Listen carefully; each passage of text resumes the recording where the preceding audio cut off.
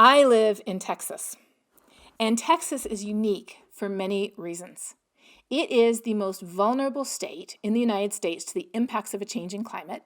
It is the center of oil and gas production in the United States and one of the top centers in the world.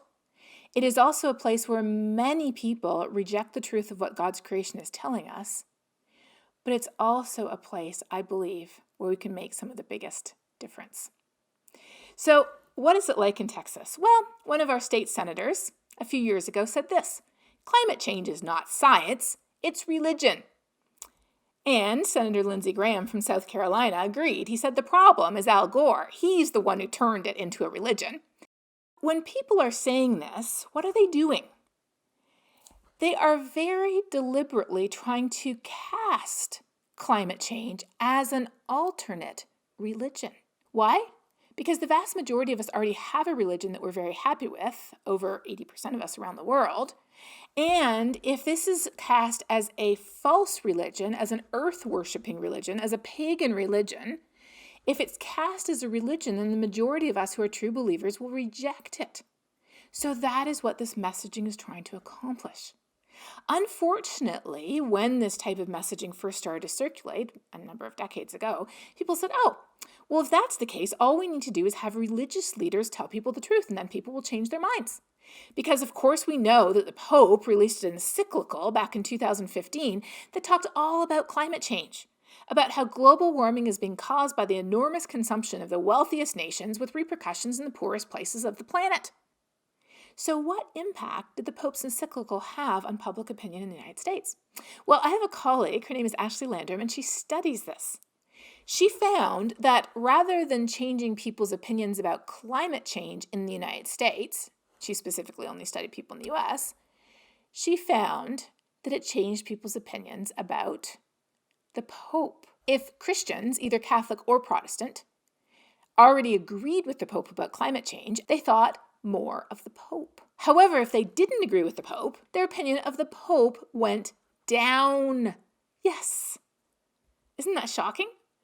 So how do we have conversations in difficult situations, as I often find myself in here in Texas? The only way to have that constructive conversation is to connect over something that we truly share. And here's the thing. Number one, sometimes it doesn't exist. We just can't find anything. And if that's the case, we're not the person to have the conversation. I was asked to address the board of an oil and gas company. And again, my rule is if I can't figure out how to connect, I'm not going to do it. I'm not the right person to have the conversation. So I wasn't quite sure what to do. I sat on the request for a while. I said, let me think about it. I prayed about it. And then suddenly one day it came to me. I am profoundly grateful for fossil fuels. If we were living back 300 or 400 years ago, our lifespan would have been half what it was today. The average lifespan in the UK back in the early 1800s was 40 years, and now it's 80 years. As a woman, my life would have been endless drudgery, taking all day to do the laundry back in the days when people only had 2 or 3 outfits to begin with. Going to find water, cooking food, growing food, cleaning up after the food. Not only that, but fossil fuels and industrialization were a huge part of what enabled us to eliminate slavery, first of all in the British Empire and later even in the Civil War in the United States. It enabled us to free ourselves of enormous amounts of human labor, of female labor, of child labor, of animal labor, and most importantly of slave labor. When I think about the simple benefits of electricity, transportation, refrigeration, being able to see the world, being able to interact with people right now as we are today, all of these benefits have been brought to us by fossil fuels. Just because I'm grateful for fossil fuels, though, doesn't mean that I still want to use them in the future. We're grateful for buggies and horses, but when the Model T Ford came along, people recognized that was the better way. We were grateful for party line telephones back in the day, and I even had one as a child, but now that we have cell phones, we're grateful for those. I still remember when my husband actually gave me my first iPhone for Christmas, I think one year, and I remember thinking to myself, what a terrible present. I never asked for this. I didn't want it. Why would he give this to me? Turns out he knew what he was doing. So I am profoundly grateful for what has brought us to this place, but at the same time, I recognize that while we still need energy in the future, there's a different way to get it. So I decided to accept.